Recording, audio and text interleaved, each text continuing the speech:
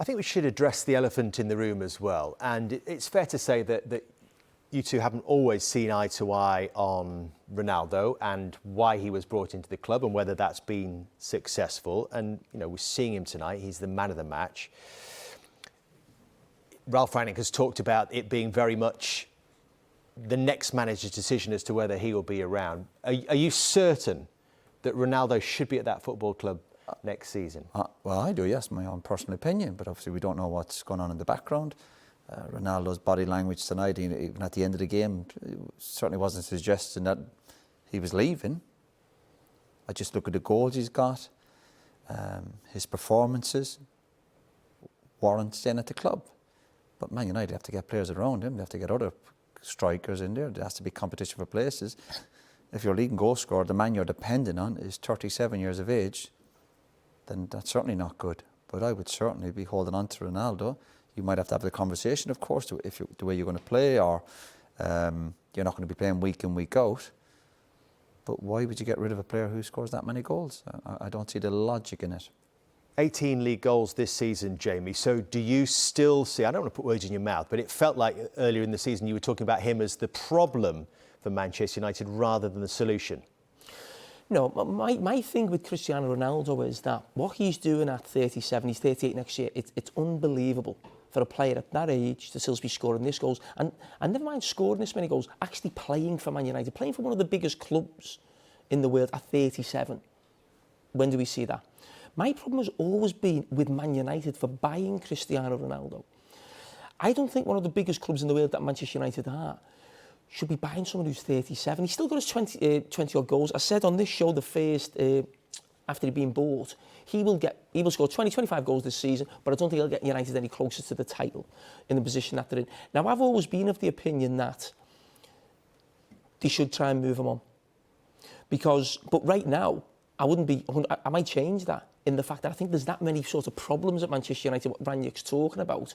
Well, at least if you've got Ronaldo, UK, well, we've got someone up there who's going to get us 20 goals.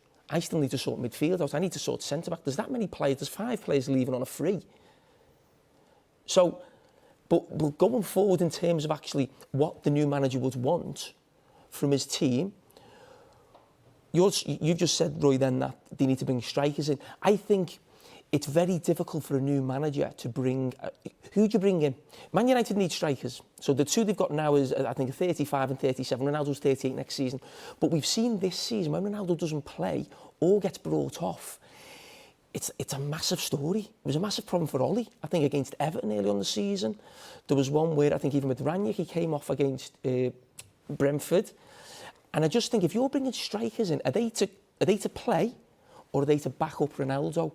And I think even at this stage, if you're the new manager, you might think, I've got enough problems on my plate. I don't need to create another one, bring in a striker in for 30, 40 million. Even as backup, you'd need to give him games. But then Ronaldo becomes a story again. It might be a case of actually, Ronaldo's got another year to go. I'm going to sort other positions out. This guy's going to get me 20 goals.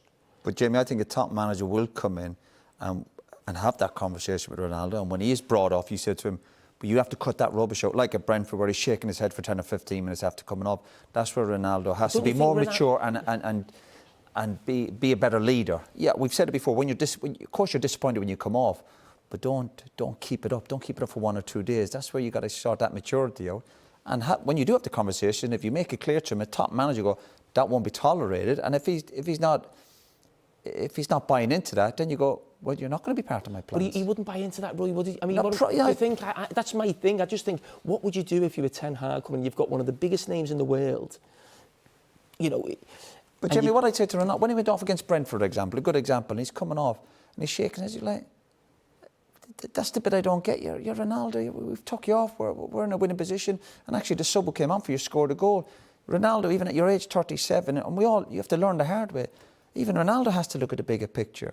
So you're only coming off for 20 minutes. I've not left you off for 2 or 3 games. When he was left out at was it Man City away and Chelsea, and again brought on against Everton when they won it up and they ended up drawing. He came on against Chelsea when United won up and they ended up drawing the game. It's not as if he came on and got over the line and helped them win a match. So that's the bit you've got to get hold of him and say, you've got to be mature. You've got to look at the bigger picture and see where we're going.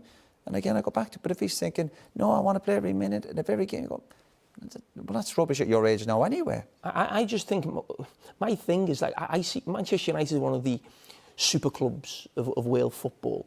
And I just look at the other ones of, say, like Bayern Munich, Real Madrid, Barcelona, Liverpool, you know, the ones who've won Champions Leagues, even Liverpool right now. Would Liverpool go and bring back Luis Suarez? I don't think they would, even if they knew he was going to get 20 goals. It's like, Man United, for me, should be buying Haaland this summer. Man City getting Haaland. Whereas United have got Ronaldo, who's a legend, one of the best goal scorers of all time, I get that. But it made me think United were a small club. Almost reminded me a little bit of Wayne Rooney going back to Everton. So Everton know they're not going to sort of win something when Rooney comes back, but it gives everyone a lift, the fans. Wayne's happy to come back. It almost feels like it was a short-term fix. It was a short-term fix, wasn't it? Just for the fans and maybe for the share price and all that. Yeah, but he still obviously scored the goals which he thought he would be. But as you said, Jim, I think Man United have got bigger problems than obviously Ronaldo.